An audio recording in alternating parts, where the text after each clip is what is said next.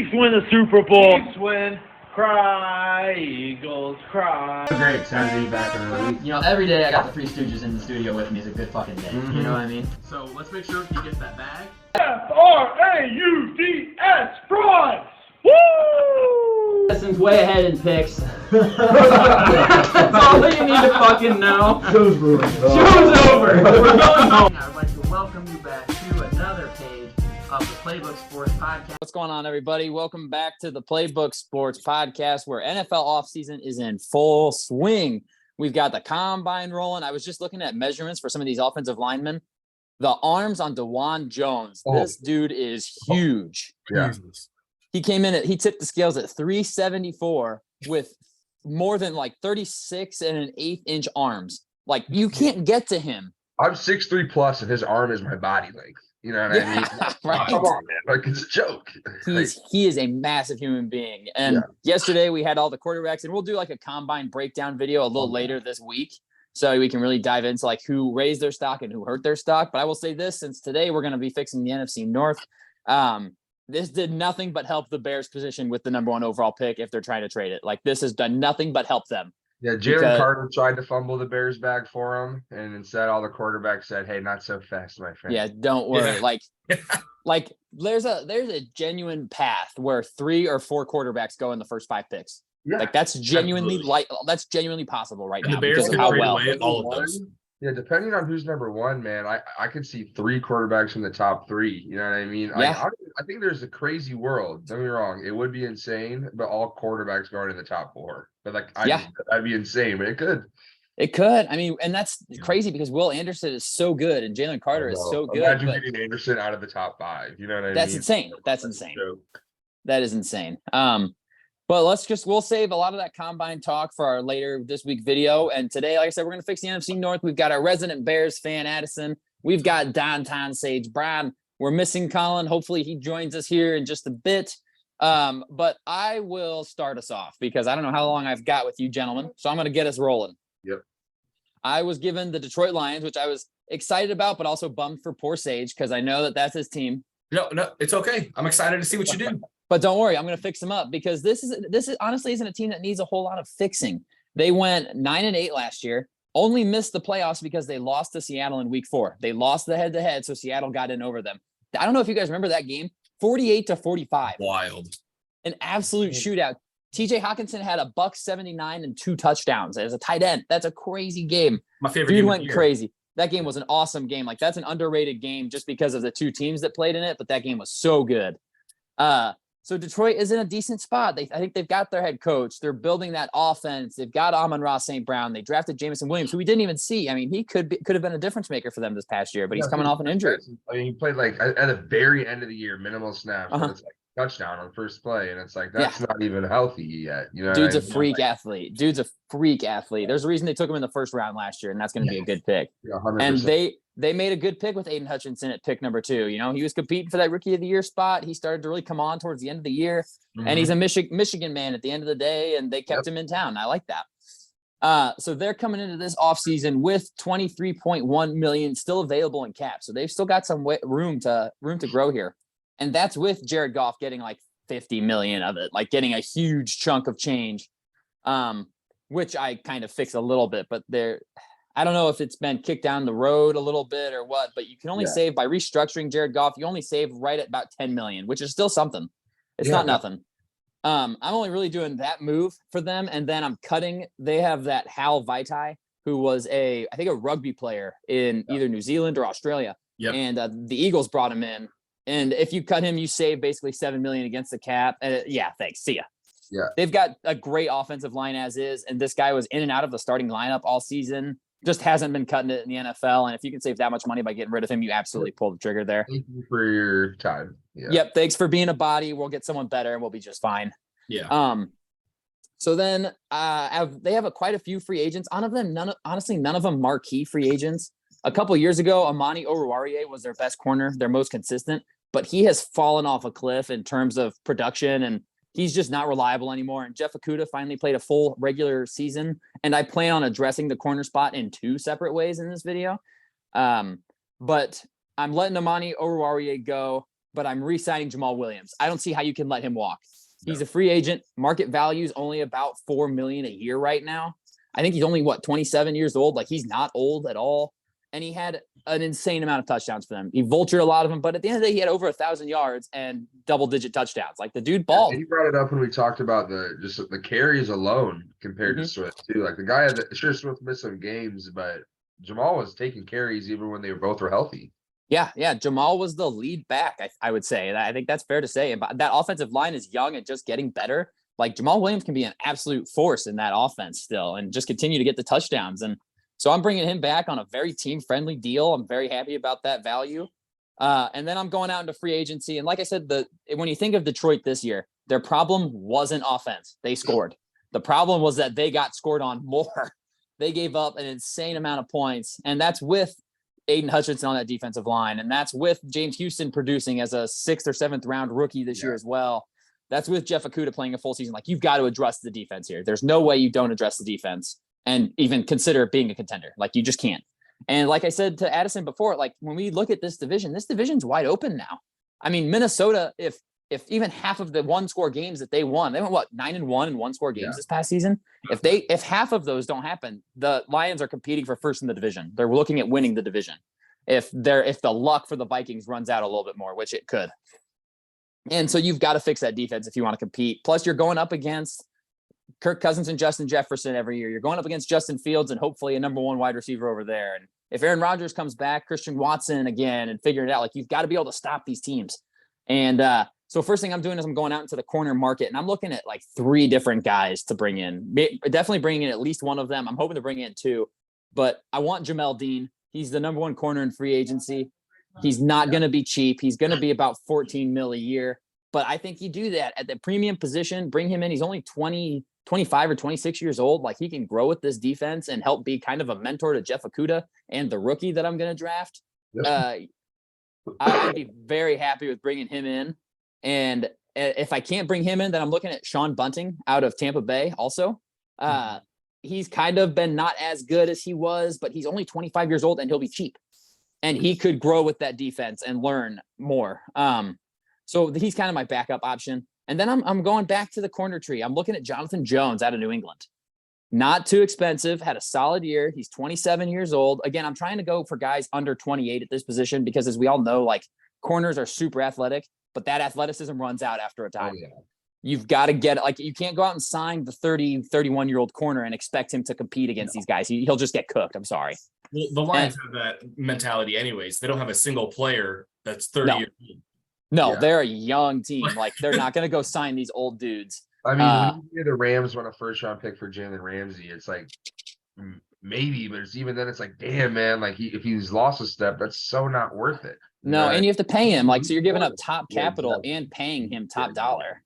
I wouldn't do that. But yeah, I'm looking at bringing in, 1 or 2 corners in free agency. If I can get Jamel Dean, I absolutely would do that if I'm them, because you've got to show up the backside there. Love that. And then they're losing Alex Anzalone, and I'm not probably going to bring him back. And I'm dipping into the middle linebacker pool. And it's like you said, Sage, like, I have 2 guys' names written down here, but one of them is a guy we've mentioned several times to several teams. He'll be a hot commodity. It's Tremaine Edmonds. 25 years old, super athletic. He'd be great in that Detroit defense, and they've got the money to pay him. So I think they'll be a big player for him. I had Levante David written down as a backup option, but he is 31 or 32 years old, so it's less likely, especially considering the Lions' philosophy of going young.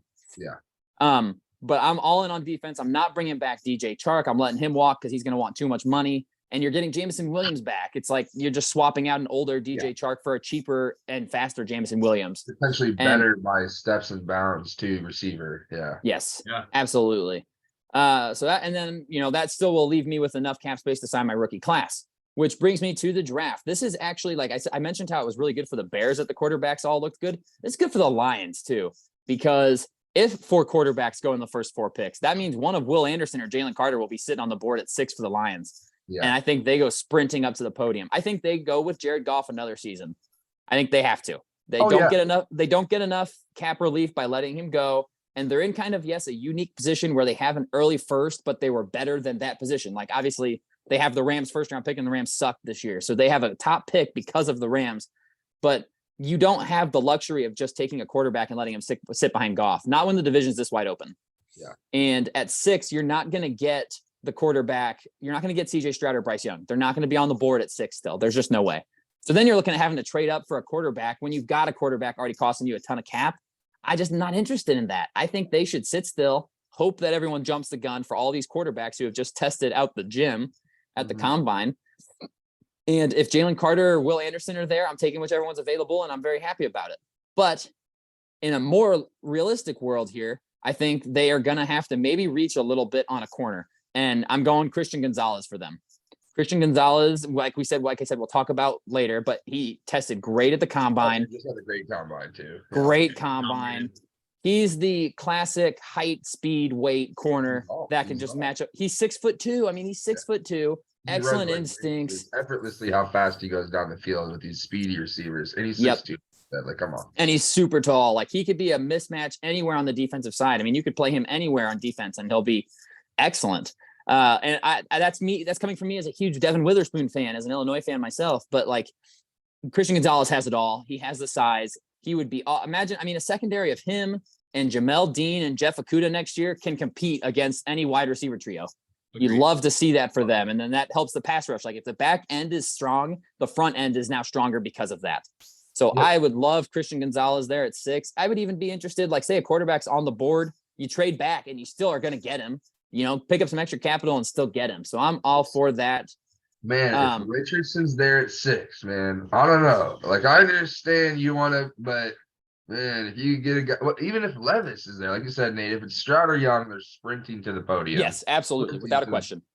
I think there's zero chance Young gets there. I mean, Stroud maybe there's like a small chance, but maybe. I think we're thinking so much about Goff's like the earlier part of his years where he was not the problem last year. No, he really wasn't. He was very much a solution. Yeah, he was very good. And another year in the same offense. You just got to think about that future, man. Because imagine you build this insane roster and then you can just get rid of Goff, not because he's Goff, but because you can add a rookie quarterback deal. But then it's like you got to hope the rookie's good. You got to hope they work out, right? Exactly. Because if they eventually don't pan out, it's like, damn, it's a tough situation. It really depends on how they think, where they think they are as a roster. I think that'll be really telling who they draft. Because if a quarterback's there and they think, we're not as good as we maybe played last year for some reason. Maybe they're like, we're not quite there. We need the quarterback still. If they go out and they take a Will Levis or Anthony Richardson, I wouldn't hate it. I wouldn't hate that. But I think they're signaling we're not going to compete this year then because Richardson, if he fell, that'd be like a great scenario because I think Goff plays all year. You know what I mean? Definitely. He has to. He would definitely have to fall to the Lions' second pick for that to happen. I don't know if the Lions would do it right away.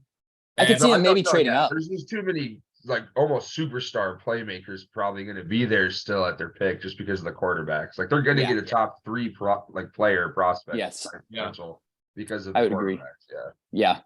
Yeah. Quarterback is so valued and all of these quarterbacks just tested fantastically. So it's going to like the beginning. This draft is going to be so fun to be at. I can't wait. There's going to be so much happening.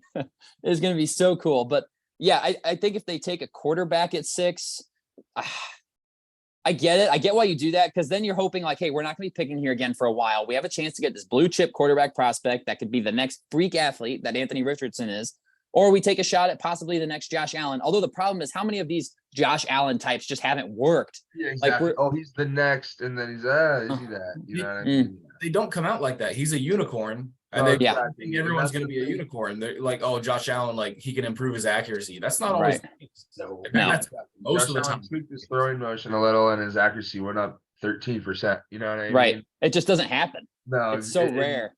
Again, it sucks for these guys because Richardson maybe it does take 6 years to become elite, but it's like most fans and organizations don't give a shit about 6 years from now. You know what I mean? They don't care if you're good then. Like they need you to be good immediate. They want to, and like we've said, like this division's up for grabs right now. Like Packers regressing. They just go for like the playmaker most likely. Right. Here. Yeah. I think they just take the best I think they go best player available. And if there's one of the quarterbacks on the board and say the Panthers at 9 call you up and like, hey, can we move up to 6? We'll give you our second and like a future third or something like that. You pick up extra capital and move back and still get the best corner on the board. Yeah. I think that's a home run for them. Yeah. And even if say they take Christian Gonzalez and Richardson slides a little bit, which I would be shocked at based on how he just tested. I mean, the dude has a 40-inch vertical. That's stupid. they've still got pick 18 that they can move up with if they want to, package that in a later draft pick and move up to get someone if they think that that's the right move. But I'm interested to see what they do at 6. I think taking the best defensive player indicates that they're ready to compete right now, which I think that team will be, honestly, which is crazy to say because Detroit has stunk for a while. But then with pick 18, assuming they take defense, I'm going defense again. I don't think they need any of the top offensive linemen. I don't know about the weapons. I like that they have Jamison Williams. I like that they have Amon-Ra St. Brown. They still have Khalif Raymond. They've still got the weapons in-house. They could use a tight end. And the way these tight ends are testing, oh my God, you keep waiting for someone to test. This combine has been insane. These guys, like before this draft, I was like, okay, there's some good, this one isn't going to be an all-timer. It's going to be a good draft. There's going to be some talent, but there's not going to be that much. These guys are just blowing the combine out of the water, breaking record after record after record. And so I wouldn't hate Michael Mayer here at 18 for Detroit. You just shipped off TJ Hawkinson. Let's reset that rookie contract at tight end, get a stud in here. I wouldn't hate that. But another pick I like with this guy kind of testing, not so great at the combine, is Brian Branch out of Alabama. You just took Christian Gonzalez, hopefully, or whoever you took with 6. If you can add a Swiss Army knife like Brian Branch, say he falls because his combine wasn't as sparkling as everyone else's, the production's there. What he does in game outshines what he does at the combine, in my opinion. Oh, yeah. And he has been fantastic for Alabama. And if Brian Branch is on the board at 18 and you fixed your secondary, you just did it. Yeah. You just fixed your secondary. And now you're ready to compete with these teams. If Branch is off the board, I really like Cal Cansey out of Pittsburgh too for them. Put him right in the middle of that defensive line. The dude just ran a great 40 time for a defensive tackle. Obviously it's a lazy comp to compare him to Aaron Donald because they're both from Pittsburgh. They're both defensive tackles, but he's testing a lot like Aaron Donald did. And will he be Aaron Donald? Probably not, because Aaron Donald's one of the most dominant defenders we've ever seen in NFL. But Cal Cansey could be a really good guy up the middle there. And you've got your pass rushers and you've got, better on the D. I think Cal Cansey would be really good for them at DT and lock down that position for them. So that's what I'm doing for the Detroit Lions. I think that they're right there. They finished above 500. They've got their coach. Ben Johnson chose to stay instead of leave for a head coaching opportunity. I think that speaks a lot to the culture they're building there. They're biting kneecaps. That's all they're doing. Yeah. They're just biting your kneecaps, man. They're biting in on Dan, man. They are. They're all in on Dan Campbell, which is fun. I like that. He's a good coach. He's good for the league. I like Dan Campbell. I liked him in Miami. I didn't care that we didn't give him the full-time job, but people obviously like him. The players petitioned to keep him there in Miami, and he's a player's coach, man. He former player, guy's awesome. Big fan. Even at the end of the day, being a Bears fan, obviously biggest rival Packers, and you dislike the other guys in your division, but it's similar to the Cubs in a way, shout out Cubs, but it's almost like Detroit, lovable losers, man. They've been bad for so long. It's good to see them have some success. You know what I mean? They just had Stafford. They've had Calvin Johnson. You know what I mean? History is Hall of Fame players retiring early.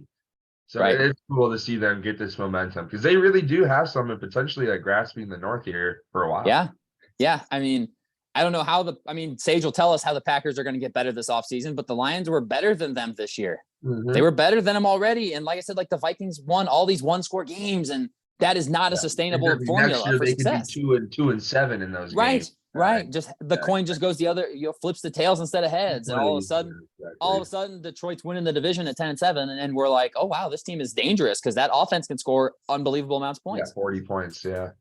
So I'm interested to see what Detroit does. It'll be really cool, especially with the fact that these quarterbacks just all tested like crazy and are going to be flying up the draft boards. All of a sudden they might have a blue chip defensive talent sitting there at 6 for them, just looking them right in the face. Yep.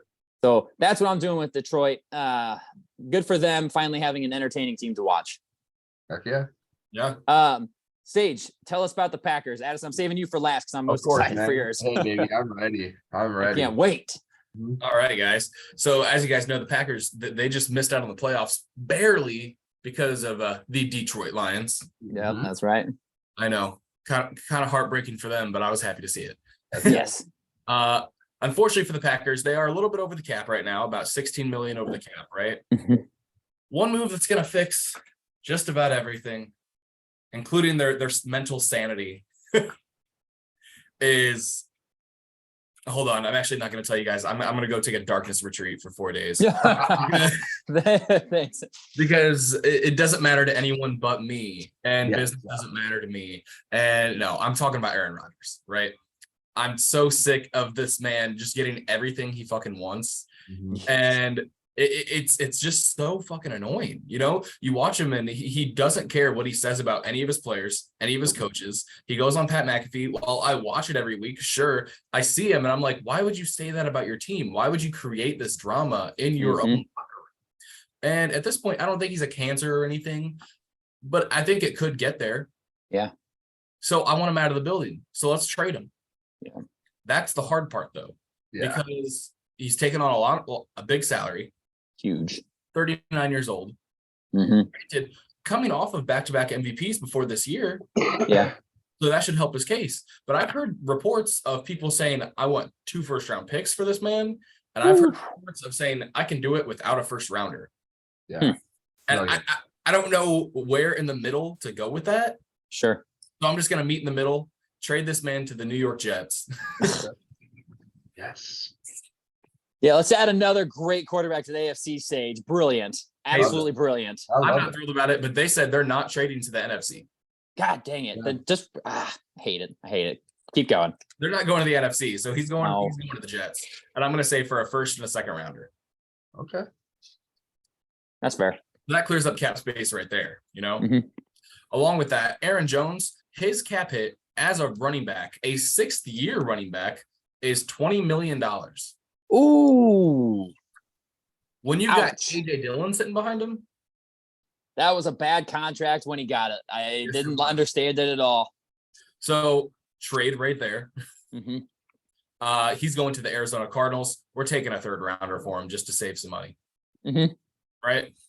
We already have AJ Dillon back there. We can draft any running back we want in 3rd or 4th round, and we'll be sold. You know? So very happy with that. What they should have done when he was an original free agent and just let him walk. Yeah. Yep. Exactly. Let AJ Dillon take over. Some of the free agents that would cost the most money for them right now are going to be oh, look who's joining us. Oh, baby. The audio's connecting. There he is. What's up, Hot Shot? Oh, whoa. What do we got here? What's up, Sleeping Beauty? Hey. Is that late night that John Jones serial gun fight, baby? Yeah, and I was playing rec ball with a bunch of weirdos. Heck yeah. Hey, you're grinding. We appreciate it. You joined us right as Sage is telling us how he's fixing the Packers. Fantastic. Yep, and you're on deck. All right. Keep rolling, Sage. All right, bet. So some of the free agents that they got going on right now, no one crazy notable at this point. So they got Adrian Amos, let him walk. Like we're in my opinion, we're going to draft another safety. You'll see that soon. And then Alan Lazard, who's said he's going to be quote unquote bougie with his free agency. So he's going to try to get a Christian Kirk-like bag. Yeah, right. He's done. No way. And I think he's going to hit free agency and he's going to hit reality. But let him walk. If you want to do that, go do that. You know, go for it. Yeah. I think just to put some salt in the wound, I would love the Packers to draft a receiver with their first pick. JSN. I think it'd be like, oh, he's gone now. Let's get a receiver first round. Yep. Bye, Aaron. Pair him up with our first round quarterback. I love that. So then Jordan Love's got a little arsenal going for him. JSN, Christian Watson, Romeo Doubs. I do like that a lot. So I'm down for that right there. Along with that, second round, I think that's when you address that safety position, right? You go out there, find a safety. I think Anton Johnson's still on the board with their pick. Yep.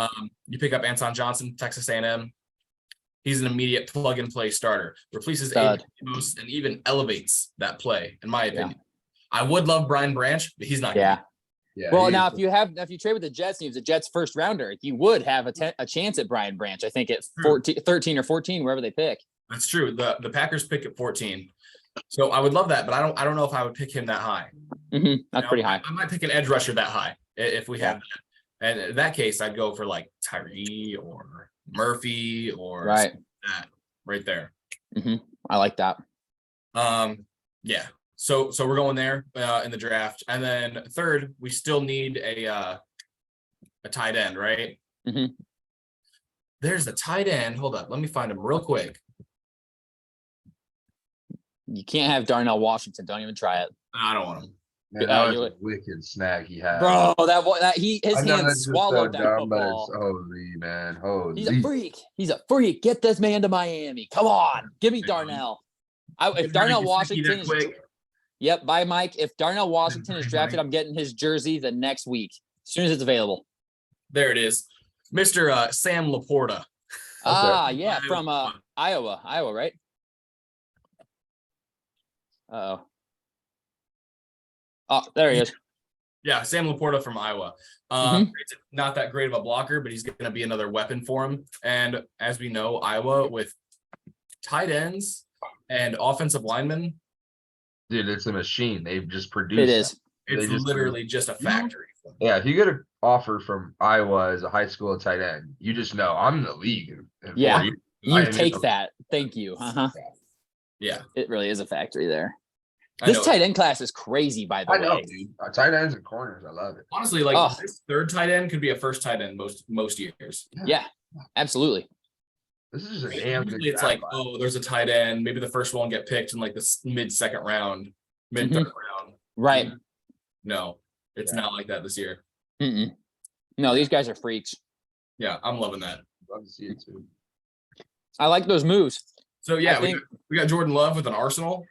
We're beefing up that defense a little bit, grabbing an edge rusher with that Jets pick, and grabbing a safety with our second pick. Love that. Yeah. We do need to restructure a little bit Kenny Clark's deal. Kenny Clark's deal right now, his current cap hit is about 24 million. With the restructure, we can get it down to about 11 and a half. I like it. Make a little more noise in free agency here and there. You know? But we're already beefing up that tight end group. We're already paying David Bakhtiari. It's not going to hurt to grab another offensive lineman in this free agency draft or for your free agency and just beef that up. Make sure Jordan Love can stay upright so we can get the best version of him.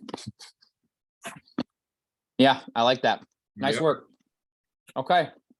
So that's how Sage is fixing the Packers, shipping off their Hall of Fame MVP QB and finally drafting a wide receiver in the first round. I like JSN. That would make me grin so. That would be hilarious. That'd be such a smack in the face. Oh, yeah. Yeah. All right, Colin, we're saving Addison for last because his is going to be electrifying. So we're going to you. How are you fixing up this Minnesota Vikings squad? All right. So obviously Minnesota, we know how prolific they are offensively. However, their defense is absolute garbo. And that's exactly why Daniel Jones carved them up in the playoffs as we had expected. And Dimes has the case. He's just going to show the front office that game and say 45 million, 45. I heard 48. Yeah. I heard he asked for 48 a year. Who does he think he is? I don't know. I don't know who he thinks he is, but he's not that guy, pal. Yeah. Even Eli Manning didn't do that after the bowl. Right. After 2, Eli Manning was like, yeah, I'll just take a whatever deal. I'm not too worried about it. I know what I am. Yeah, I know my worth. Yeah, so going into the offseason, obviously the Vikings just came off a division win, winning the division this past year. I think they're probably the favorite still going into next season, depending how you look and what draft and free. I mean, there's still a lot to go here with Detroit emerging and Green Bay, plummeting a little bit. And Chicago kind of, depending what they do offseason, they could contend as well for the North. But look at the cap real quick. Starting off, Minnesota's 23 mil over the cap. So we got to figure all that out. And look at their offense. Who are they going to cut? Because you can't cut your defense because they already suck on defense. They're already terrible. So what I'm doing is, sorry, Adam Thielen, 19.9 million for this one season. Love you, buddy. Okay. You're a staple on my fantasy teams over the years, but you got to go, my friend. I'm sorry about it. 19 million is too much. You're going to see a theme here with who I'm cutting. It's going to be all offensive. Jalen Reagor, 2.4 million. See ya. Oh, yeah. See ya. Munt, their backup tight end. See ya. 2.5 million. Yeah. Or no, he's only 1.5 million, but still, that gets me under the 23. That gets me under the cap for the time being. Just barely under. Offensively, is we're going to restructure Harrison Smith as well. He's set to make 0.1 million, bring it down to about 15 million. Give me about 4 million of wiggle room there. That's what I have to play with. I have 4 million. Oof. Not great. I believe this season is Kirk Cousins' last year on his deal coming up. He's set to make 36 million. I'm not going to touch that. But if I'm looking at them for a 2-year window, I think this is Kirk's last year in Minnesota. Yeah. because you're going to keep paying him 40+ million to maybe make the playoffs or maybe win a Right. playoff. But eventually you got to, Gotta cut ties. Are you okay making the playoffs? Are you okay winning maybe one game? Or do you want to go win a Super Bowl? Do you want to find somebody that can maybe win you a Super Bowl for a little cheaper than 40 million? Right. So what I have here is they don't have a second round pick. They traded that for TJ Hawkinson during Great the trade. season. Great trade. Fantastic trade. Hindsight, fantastic trade. Yeah. They really needed during the season. Mm-hmm. So I'm not gonna draft their third round pick. I'm just gonna use first round pick for them. Yeah. Who will definitely bolster the back end of their defense at least. Patrick Peterson, their cornerback, 1 last year. Yikes. Old. We're gonna give them Kade Ringo. Oh yeah. Okay. Very athletic. At pick number 24. Okay, I like that. Look at the DB. Obviously Witherspoon from Illinois, and Branch is going to be way gone by that point. Gonzalez by that point. Yeah. I think Ringo would be the next guy who's a back into the first round, maybe early second round kind of pick. Yeah. Have them doing. They're cutting 3 offensive players. They're going to restructure a defensive guy. They ain't doing shit in free agency. They don't have money. No, they can't. Yeah, can't do it. Unless they start restructuring everybody or cutting vets. Like you can't cut guys. You can't cut Darius Smith. You can't cut Danielle Hunter. No, You can't cut Eric Hendricks. You can't cut these guys. I mean, if you do, then you're screwed. You're not cutting Harrison Smith. No. So I don't know. They really gotta draft well defensively, and maybe if they can cut ties with more cap at different positions, they could maybe sign a couple of veteran defensive guys. But I don't know. It looks like Minnesota's kind of in the boat. Like we're gonna outscore you, or we're not gonna beat you. That's kind of the spot I think they're in. But if you look in that division, I think you look at their weapons: Justin Jefferson, Dalvin Cook, T.J. Hawkinson, KJ Osborne came about. That's a guy maybe slide into the 2 with Thielen departing in this scenario. But I don't know. If you ask me, Minnesota is one of those teams. Like, I think they can make the playoffs for the next few years if they kept their offensive core together. I mean, the NFC is just so wide open, so I can't say they won't Super Bowl. But if you had to ask me, will Minnesota make a Super Bowl in the next 5 years? I would say no. Probably not. We've seen the ceiling with Kirk Cousins. They've reached the ceiling with Kirk Cousins. It's like, yep, he'll make the playoffs. He'll put up the stats for you. But when the lights are the brightest, man, he shrinks. He's just not the guy that's going to go win you the Super Bowl. He just isn't, unless the team around him is stacked. And like you said, like he's just going to have to outscore everybody. And the question will be, can he? Because eventually teams are going to realize, hey, if we just double Justin Jefferson, maybe we can slow him down a little bit. And then it's like, okay, now you're in trouble. And that's their only hope is Jefferson is still on his rookie deal. Yeah, they still have to pay him. Yeah, that's not brought into this cap situation. So no. Next year's his 4th year too.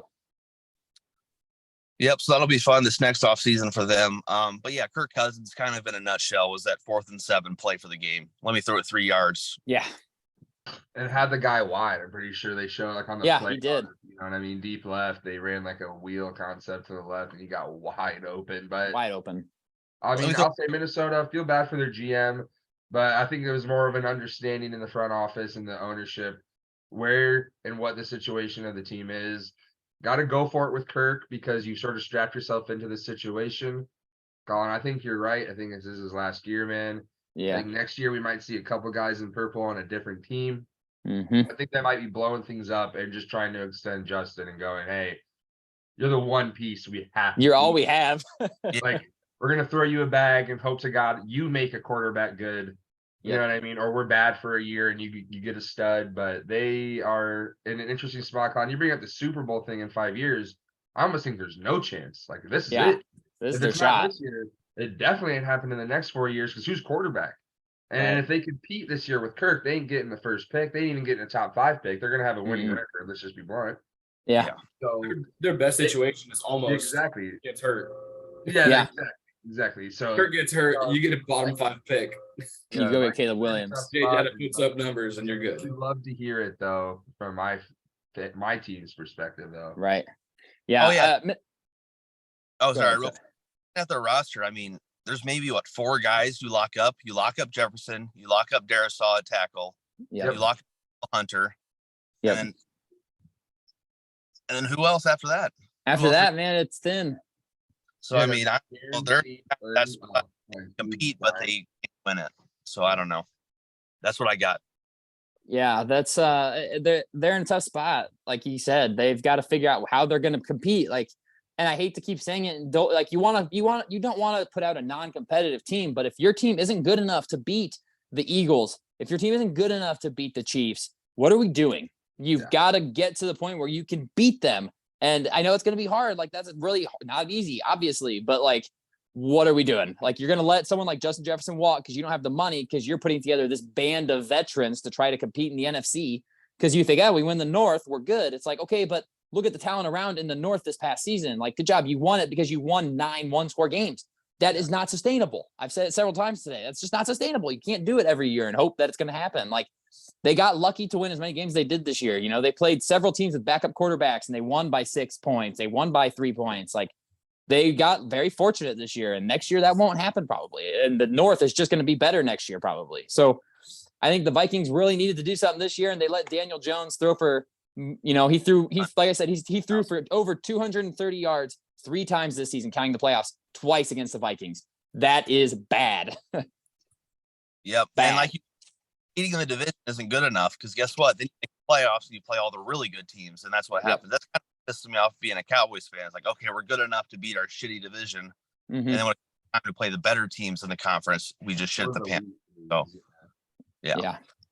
Also, not to get too off topic, I saw something a couple of days ago. Jerry Jones. Oh, it's tough to surround Dak with these elite playmakers since he's making this money. Well, guess what? You didn't when he was on the rookie contract, you motherfucker. Yep, you had a chance and you blew it. Pisses me off. And you paid him. Like, I understand not though, but it's also like, let's look at the market though, man. Like, you gonna, like, they're doing it. I understand maybe it is twos in Kansas City, but the fact that they're putting clearly a good enough team on offense, like Mahomes, they have one piece. They have one elite piece. I'm sorry, it's tough to look around the league and say you got to be Mahomes, but when one team can do it this way, every team's gonna go, why can't we do that? You know what I mean? And that's just shit, because then it puts it into situations like that. It's like, how is CeeDee Lamb not enough? Well, it's not though, because the rest of the Cowboys offense in the set, like, I don't know though, man. I thought your offense was damn good. It was good this year. You're losing your tight end, but they had a good running back room. They needed one more receiver that you guys shipped out of town. Screw you, Jerry. Instead of Cooper, and that was the downfall. Screw you, Jerry. Jerry ruined your guys' chance at doing something special this year. Yeah, Cooper, you make the NFC Championship. Yep. Yeah. Agreed. All right. All right, Addison. Let's hear how you're going to fix the Chicago Bears team with the most cap, with the first overall pick in the draft. Man. It's funny listening to you guys talk, Nate. You had 23 million for the Lions or whatever it is, and it's like, man, the Bears can spend about 90 million and still have that left over. You know what I'm saying? The Bears have a stupid amount of cap. Got about 91 mil with moves to be made to free up some more space. They do have 7 picks in the draft before any trades. The first 2 are 1 and 54. One thing that I did note, Bears have to spend some money. They have to spend $147 million to get to the salary floor. So it's a must to get there. So they're going to be spending somewhat of a bag. With the 91 million, there's a couple cut moves. One of them has already happened. Al-Qadim Muhammad saves $4 million. That was an immediate must. He was a signing from Indianapolis, come over from Eberflus, big try-hard guy, giving 100% effort every play. But his talent, his ability is just not the same. He's not an NFL starter. And at that money, he's gone. Next guy, I think the last cap casualty, at least if it was me, Cody Whitehair. It is going to be a post June 1st. He's on the other side of 30, been banged out the last couple of years. He is one of our captains, and he's been there, but still you can save $10 million post June 1st if you cut him. And I think that's just too much money. And just some more practice squad guys that are fighting on the roster. Bears can free up, make about $117 to $120 million in cap to play with, which is just absolutely insane. A couple more cap casualty potential guys, Lucas Patrick, but I think he sticks around because we need interior linemen and we're getting rid of Whitehair in my scenario. Justin Jones on the defense, both those guys combined, you can save about 8 to 9 million. But Justin Jones was our best defensive lineman last year. We had the worst defensive line in football, no question. Our one somewhat bright spot was Justin Jones consistently. So I think you keep him as well. So I got about 114, 120 million around that range to play with. First thing, we're going to go into the re-signings. I hear talks Bears are interested in Saquon Barkley, Josh Jacobs, but he just got franchise tagged. I'm not going to go out and pay a bag to a out of town running back. I'm going to look home, stay home. I'm going to re-sign David Montgomery to a nice deal, about 3 years, 19 million. He's been in the system. He's our starter. He runs hard. He knows our scheme. And at the end of the day, he's our pass blocking running back, man. Khalil Herbert, that's the one down on him. Doesn't really protect well in the passing game. And if we're going to take this next step in the passing game, we need a running back that can stand in, understand where blitzes are coming from, and protect Justin. And I love Monty. The guy runs 100% every play. You can see it. He fights for yards. Even when we're 2-13, he's fighting for that first down. You know what I mean? And you just love to see it. You don't see the quit from that guy. So I think a nice little deal. And you keep him. Nicholas Morrow on the defensive side, linebacker, 27 years old, had 116 tackles last year, and he played in all 17 games. Built it nicely after we got rid of Roquan. I think we can get him around. He's about a $5 million market value on Spot Track. So 2 years, maybe $10.5 million, because we do have a little bit of extra money, obviously, compared to these other teams. So if we have to throw guys a couple more dollars to get them for sure here, I think it's a must. I just like Morrow, stay over it. He played very well. He earned a spot. 27. He fits the youth. A couple more guys. DeAndre Houston Carter, special teams ace. He's a safety. We basically been 1 year dealing him 2 years in a row. I think it's another 1 year deal, about $2 million. And then Kari Blasingay, our fullback. Just with Luke Getsy's system, we're still going to run the ball. You know what I mean? Bears were the only team since like 1980 or whatever it was to have 3 games of 220 plus. So it's just a scheme fit, and he's a good blocking back, and I'll take him over a rookie, just a vet. He knows he's going in the league. We'll re-sign that fullback right there. All those signings combined got about $13 to $15 million here or there, exactly with the numbers. Still, you're looking at like $100 million still after re-signing guys. Jesus, they could lose. Now here comes the fun part, the free agency, baby. just fun. Woo, let's I go. wish Deron Payne did not get franchise tagged, and I am furious, man, because he was a must sign. I mean, I was talking to 80 million at this guy. Yeah. Whatever you got to throw. Exactly. Instead, we're going with Javon Hargrave. It does suck that he is 30, but he's coming off 11 sacks. I mean, he's had a dominant year. And don't get me wrong, the line around him helped, but he's good. He's a wily vet. Come in, shore the defensive line up a little bit, and I don't mind the age because he can be good right now, and that's a position that we can obviously see if we're competing in the future. We can get rid of him and add a younger guy. But I got 3 years, 60 million, but most of it is guaranteed money, and that is there. It's going to be a lot of that for the Bears because we're a struggling team. And sure, it's the market. Sure, the money is nice, but if you're going to have to convince some of these guys, hey, come make us a winning team. Here's some guaranteed money that other teams might not offer. We're talking 40 million of the 60 might be guaranteed. But it's just what you got to do to bring these guys. Right. We'll say just working the deals. Try to get Hargrave to about 15 to 17 million first year cap hit. Maybe push a couple million over the next 2 years as well, because you obviously, with the moves you make, you want to penny pinch a little bit. Next guy, get an offensive lineman, Caleb McGarry from Atlanta. 28. I like that. He's a good zone run blocker, which is our run scheme, but he's long, he's athletic, he can get to the second level, he's a mauler. I like that guy. A 4 year, 52 million. So hey man, come be our right tackle for 4 years. Again, most of that you gotta assume most of that's guaranteed. 30 to 35 million of that is guaranteed money, which is shorter. Again, it's just gonna be this the situation with most of these free agents. But it's a situation where you want to get 9 to 10 million of cap this year. Because if he's going to be here for 4 years, we can use that contract life to spread out the money a little bit. On the offensive line, Sage, shout out you for this guy, Ben Powers from the Baltimore Ravens. Does lack running game in the analytics stats. He isn't the best run blocker, but the Bears offensive line around him, if he came in, all good run blockers. But where does Ben Powers excel? Pass blocking. Yes, sir. And that's our biggest weakness, obviously, of the offensive line. And him coming in, shoring that up. You got 3 years, about $29 million for Ben Powers. He's only 26, I'm pretty sure is what I saw. He might be 27 before the new year. But still, you want to get a guy that can come in, help the offensive line pass blocking, and about $9 million cap hit this year.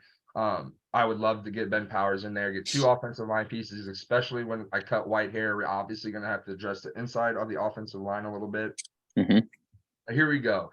My 2 splashies, even though those Ooh. guys are all splashies. You know what I Yeah, mean? those are all big signings. I'm excited for all the splashies. Yeah, Yeah, these same. are the big guys. And this All right. guy is going to get a bag. Marcus Davenport from New Orleans. Yeah. If the Bears can get a 26-year-old defensive end entering free agency with comps of situations where his game, like stats and analytics, you know, he's a little bit less than Myles Garrett.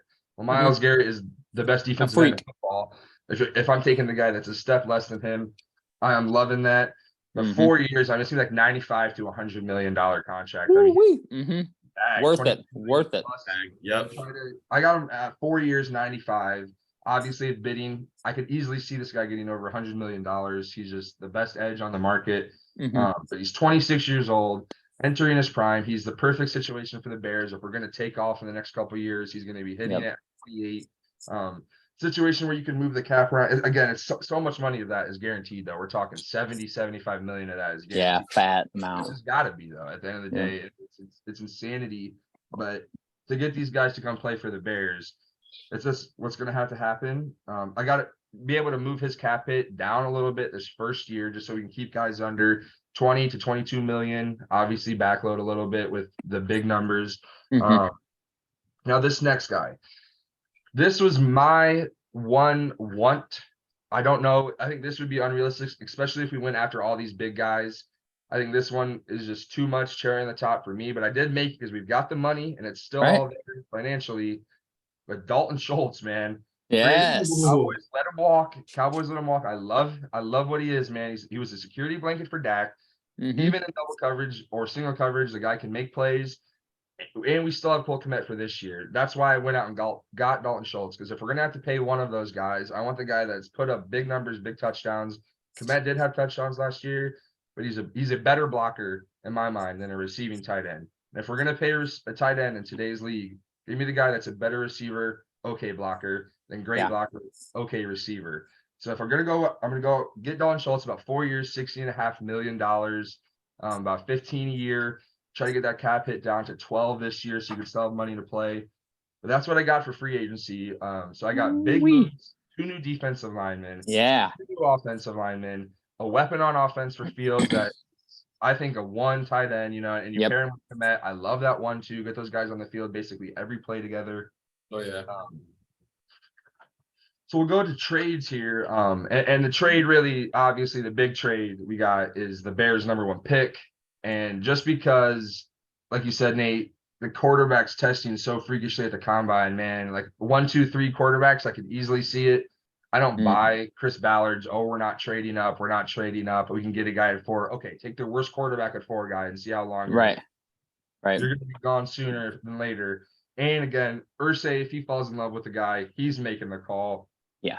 I don't buy it that Ballard's got the nicks on that he can deny it. So I've got the 1 going to Colts for 4.35, a 2024 first and a 2024 third. That third just gets added on because of the bidding war for the #1 pick.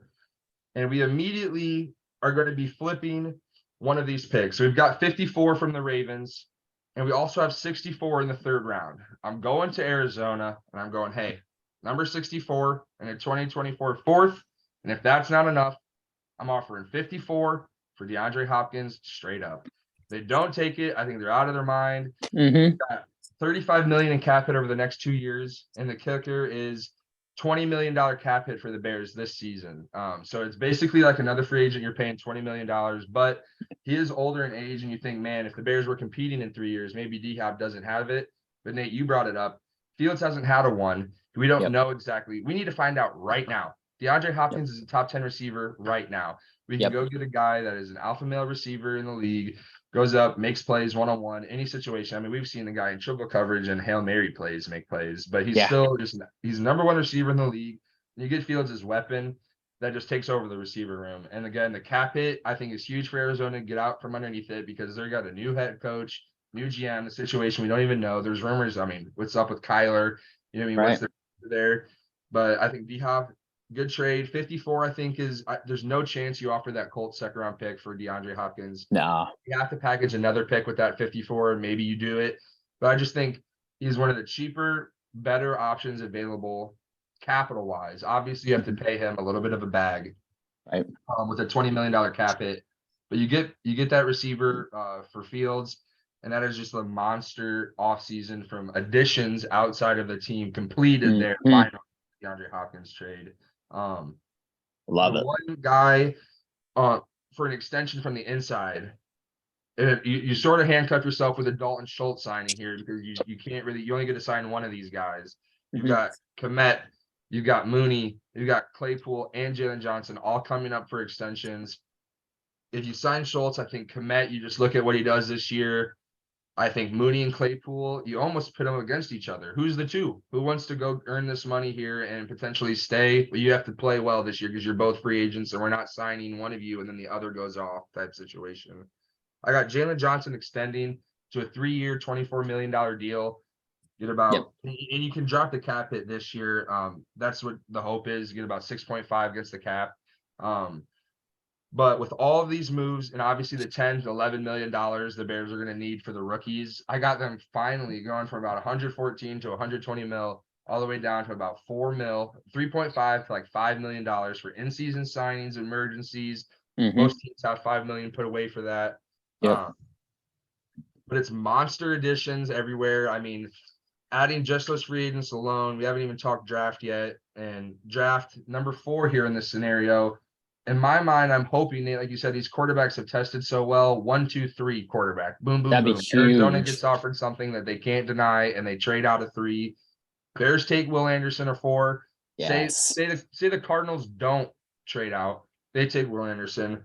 I think the Bears have balked on Jalen Carter here, man, just because they didn't draft George Pickens last year for character concerns. I don't even know if there really were any other than potential attitude. Like Jalen Carter has an That is weird. scenario going on. I think he's for sure a non-Bear. So Tyree Wilson, guy's an absolute monster. I'm looking edge at 4. And then 35, obviously there's a bunch of guys. I mean, Darnell Wright out of Tennessee, don't know if he makes it there. Anton Harrison out of Oklahoma, don't know if he makes it there. Both good tackles, though, that I wouldn't mind for a swing tackle position. Another guy, John Michael Schmitz out of Minnesota, center. Maybe you reach at 35, but looks like he's the best center. He's a 6-year guy at Minnesota. So he's going to come in and be a vet. No, an immediate starter. He knows everything. His technique is sound. He's experienced. But some mocks, I see him going at 40. So I'm like, is that too much of a reach? That's not too bad. I think Keyshawn Booty's another name to keep an eye on. That 40 was very nice, but that probably raises draft stock a little bit. If he's there at 35, another young, fast receiver for the Bears. And then if any corner from the first over that's left over somehow falls to 35 and the Bears have that, maybe you take the corner there. That's the one position I didn't address really in the second. This was the secondary in the offseason. Nate, you brought it up. But opposite how the back end being better helps the front end. Well, it can be the same way the other way. Yes, it can. Yep. Secondary. I think our secondary is okay. I like Eddie. I do love Jaquan Brisker. Kyler Gordon took steps to end the season, and I love Jalen Johnson. So I think we have an okay secondary. And if we add these pieces up front, I think it helps the secondary even more. Absolutely. Linebackers, I think you addressed in the draft as well later. Jack Sanborn and Morrow did an okay job. You know, love Sanborn, great wide receiver. I mean, guys, his IQ's a million. He might be a step slow athletic-wise, but he's a step ahead of everybody when it comes to IQ and what's about to happen on the field. So I think he's earned some playing time. But again, linebackers, maybe secondary late. But a lot of these moves address holes and issues we've had this past year. And if the Bears were to go out and make all these moves, I think Bears are an NFC North contender immediately. Absolutely. And if he takes off to the level that he could be. Obviously, you don't want to say NFC contender because Jesus, the Bears had the #1 pick and had 2 wins for a reason, or 3 wins for a reason, whatever it was. But 10 wins isn't unreasonable. It feels the best opportunity to take this next step. And you do sort of handcuff yourself. The Dalton Schultz, maybe that was a want sign. I've seen some guys just talking about Bears off season, maybe go attack a linebacker, a little bit cheaper DN, still have some money and address it other places. But I just love these names. Huge pieces, huge places addressed. And that's what I got going for the Chicago Bears this offseason. Yes, I love the bookend defensive ends of Will Anderson and Marcus Davenport. Good luck blocking them. Good luck blocking them. Last year's defensive end, it was Al-Qadim Muhammad. You got DeMarcus Robinson, a rookie, late rookie, 5th-round pick. Travis Gibson, who I like, is okay, but those guys both being backups. You get inside Hargrave as well. You still have Justin Jones. Basically, the whole D-line's different. Yep. 2 of the offensive line starters are different. Yeah. Potentially even a third if we get Schmitz out of college, or Schwartz, I think, out of college at center. If not, Lucas Patrick's there at center, but still multiple pieces. You get a new receiver. I still like big receiver. 1-2 punch. I do love. Yep. And it's got to get Fields. You got to figure it out right now. And there's no point in not going for it a little bit, because we think the kid's good. You know what I mean? He showed steps. Now let's put everything around him and let's go for it. I mean, we've said it on the show a ton of times. The way to win, the blueprint right now, is a quarterback on a rookie deal. You've got Fields going into his 3rd season now, and he's never had a true number 1 wide receiver. He hasn't had a good offensive line in front of him. You cannot develop as a passer if you don't have anybody to throw to and you don't have any time to throw the damn ball. Give him protection. Give him weapons now. You have to know now. You cannot have these question marks going into this offseason, next offseason. Like, you need to know. Like, Opal, I'm going to need you to call Chicago and let them know, like, hey, we don't want to be the Ravens. Yeah. Okay. If this kid becomes good and it's clearly that he's elite and we just haven't helped this kid, that's just not good, man. No, that's malpractice. Yeah, I like that. I think the North, honestly, I think where the NFC North could end up being a super competitive division. You've got the Vikings, who will maybe fall a little bit. You've got the line.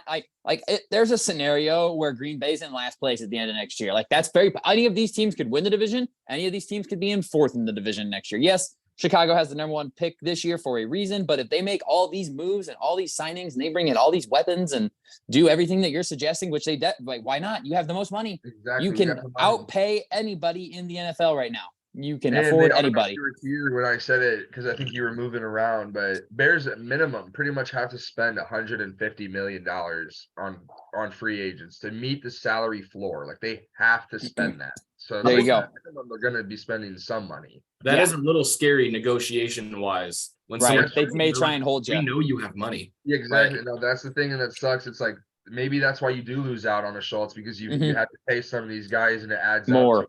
You're giving out an additional $7 million, $8 million on 4 or 5 contracts. That just adds up, and damn, now you've lost out on Schultz. But if we don't get Schultz, I still like Komet. But I do, man, if we get a 1-2 tight end punch like that, that'd be insane. Well, plus, like we were just talking about this tight end draft class. Like, if you have to take a tight end in the 2nd round, that's not the worst thing in this draft class. No, it's not. Yeah. If 35, Dalton Kincaid out of Utah falls, or Musgrave out of Oregon State, I think, if either of them fall to the top of the 2nd round, you have the Colts pick. Thanks very much. We'll just take this guy. He's gonna be a stud. Like, this tight end class is crazy talented. Yeah. And so if you don't get Schultz and you don't want to, I wouldn't overpay for Schultz. I'd offer him what he's worth. And if he turns it down, okay, go somewhere else, get your money somewhere else. We've got the capital to get a stud tight end on a rookie deal. I'll say that's the one guy I think you start a hardball with, because defensive end, I love overpaying. Pay for him. How bad our defensive line was, I'm okay with overpaying both guard and offensive tackle. I'm okay overpaying those guys because they're protecting Fields. You're right. You don't overpay the one position that I don't want to say the Bears sort of have figured out, but if they're going to have something on the offense figured out, you can at least say Cole Kmet is going to be the starting tight end. That's for sure. So. He's got a rapport with Fields already. He's already played with him for a couple seasons. So they've got at least a connection there. But you got to get a wide receiver. Like, there's more premium positions that you have to address. And I think you do. I think you address all of them there. And I think that makes the Bears a very competitive team in the NFC North next year, just because we don't know, like the Vikings can't do anything. They're losing people and restructuring. The Packers are losing their MVP quarterback and hoping that Jordan Love is the guy. Exactly. And then the Lions have to figure out that defense. And if they aren't able to get their free agents and get that sorted out, then it's like, okay, this division's totally up for grabs. Yeah. I just think it's so crazy, though, that we're talking Bears can make all these moves, all these signings, and it's like they can still have the amount of cap that teams start the season with. Like, the Bears have to be aggressive, and I think Bulls will be, but it's you don't hit this scenario often. You can combine the second and third most cap open teams, and it pretty much equals the Bears. Yeah. That's a joke. That's 2 and 3 equaling 1. The Bears need to take advantage of this. It doesn't happen often. No. Jacksonville, I think, is a big, if we're going to try to copy somebody, maybe you look at Jacksonville. They had money. maybe they overspent a little bit. You like to say, oh, Christian Kirk. Well, guess what? He came out and played well. Bald. Well, they made the playoffs and they won a Yeah. game. If Justin Fields wins a playoff game, if it's not this year, but if it's next year, people can't be upset. You know what I mean? That would be steps forward, and it'd be nice progress. Yeah, I think this season has to be all about growth for the QB. And everything you're doing addresses that. Like, you have to figure out if he's going to be the guy. And if you have to overpay to do that, then you have to overpay to do that. But you have the money to do it, and I think you do it. Like, the NFL cap is only going to go up from here. Like, so you'll have more money. Exactly. And if it doesn't pan out, if Justin Fields isn't the guy after all these changes, you already have a team made. You're only missing. Exactly. And we're right here to potentially go get Arch Manning. Oh, baby. I just can't wait till that kid's coming out, because that's going to be a take-a-thon, man. Like, I'm hoping somehow, some way, this would be terrible for Colts fans. They pick a quarterback, and he's a bust, big-time bust. And then they're really bad next year. But it would be terrible, though. They trade that pick to the Bears, and we get Marvin Harrison. I was going to say, they need to get Harrison Jr. and Arch Manning. That'd be awesome. Yeah, that would be wild, man. Man. That would be super cool for Colts fans. But yeah, so I like that. I think the NFC North is going to be super competitive. I'm excited to watch what each of these teams do in the offseason. Like, this draft, especially with these teams, especially the Lions and Bears, like, they can go so many directions at the draft, and we're going to see all of that happening live and in person. Cannot wait. Cannot wait. We got to get that booked, which we will do. But that's all I've got for you guys today. I'm going to have to hit the road. We're heading to Chicago and then heading to Florida tomorrow. But later this week, we will be doing a full combine recap video for those who are interested in that kind of thing. And then we've got Sage's mock draft coming out this week too. So Sage, I'm thinking maybe Wednesday evening-ish, we'll get that one recorded and get that out. You'll do a full first rounder for us. All right. Anything else you guys want to add to this one today? No, quickly, Addison with the Bears there. I think the dumbest thing they can do is what people have been saying, and trading Fields and drafting.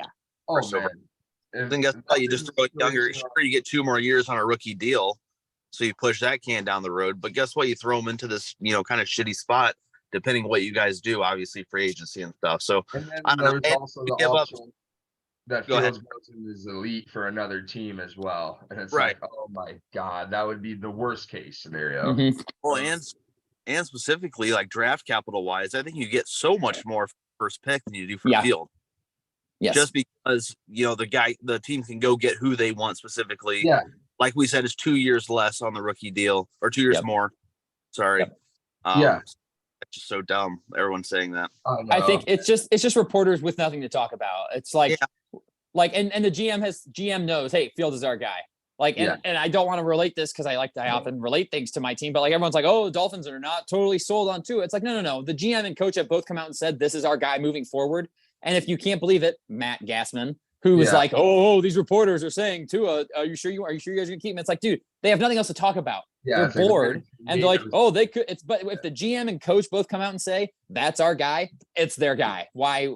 And also, I'm sure if you put Ryan Poles up against the wall and said, answer this, would you trade Justin Fields for 5 first-round picks? It's like, well, yeah, probably, man. Of course. You know what I mean? Like, sorry, that's most guys. So technically, there is a world where the quarterback is traded, and then all of a sudden it's, oh, he's willing to trade. And it's like, yeah, I guess if you offer me a king's ransom times 3, you know what I mean? Yeah. Right. Yeah. Agreed. Yeah. Fields is going nowhere. There's no way Poles could do that with a straight face. After not giving him a chance to succeed. No. Like, now for a few years down the road and he's had weapons and has not developed as a passer, then you have that conversation, but not right now. No. I mean, you just look at the trajectory of Jalen Hurts. Yeah. Hurts and Tua. You need a good receiver. You need a good offensive line. Otherwise, you'll never know what these quarterbacks are. That's the key to success. If Justin Fields blows it out of the water this year, you need to give him that contract this coming year. ASAP. He does it again. 100%. If he has one good season, I'm on the pay him train. That's $60 million. If he's gonna get if he won MVP, like, obviously that's a dream scenario, not this season, but at any point. He deals over, that bag is like, you're paying him Holmes level. Yeah. You have to. You don't have a choice. You have to pay him. You guys traded for Claypool. Just looking at hindsight. I'll say this. Obviously, that trade's an L right now. Mm-hmm. It is. There's no debating that. But it also is in return is, who does Pittsburgh pick? And is that player pan out? But also, you better play well this year, Chase. You know what I mean? Like his expectations are high though. Like I mean, if Yeah. he doesn't score 8 touchdowns and have 1,000 yards, people are going to be saying that's an L trade. Yeah, he's got a ball. I mean, because it was 32 at the end of the day because Miami's pick got forfeited. So Right. that's So technically a first round pick. I mean, hypothetically, the think fact about it, that- kind of. I understand it's sickening because apparently Green Bay was the one team bidding with us. So it's like, could we have gotten away with the Ravens pick? Really? You know what I mean? 54. I would have loved that way more for Chase Claypool than 32. But Absolutely. yeah, I was just thinking No of more question. traded with the Colts. You would have, the 4th pick, the 32nd pick, the 35th pick. Is that, and then you can just package all that up and get Will Anderson, and then also maybe go get a guy like Smith and Jigba on top of it just because you can. Yeah. Right. You stayed put like a Zay Flowers in the back end of the first round would have been awesome. Oh my god. I know. Yeah. Did you guys see? Real fast before I gotta go, but there was this. I watched a video of Zay Flowers running his 40. I don't know if I sent the picture of it in the group chat or not, but if you pause it when he crossed the 40-yard line, it was a 4.18.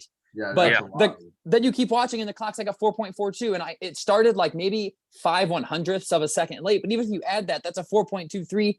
I don't understand how that clock was working and how the NFL with its graphics department can be that far off. I'm really interested to see the official time because he was moving. Yeah, he was. And he put He on was- 10 pounds of muscle. Yeah, Still he was moving. shooting. Dude could be. I'm telling you, there are very few players this week that have hurt their draft stock. Everybody has only helped themselves, Yep. and it's going to make this draft just that much more exciting. Yeah. But yeah, all right. Thank you guys for checking in with us and listening to us fix the NFC North. Stay tuned for those videos we were just talking, and we'll catch you next time. Peace.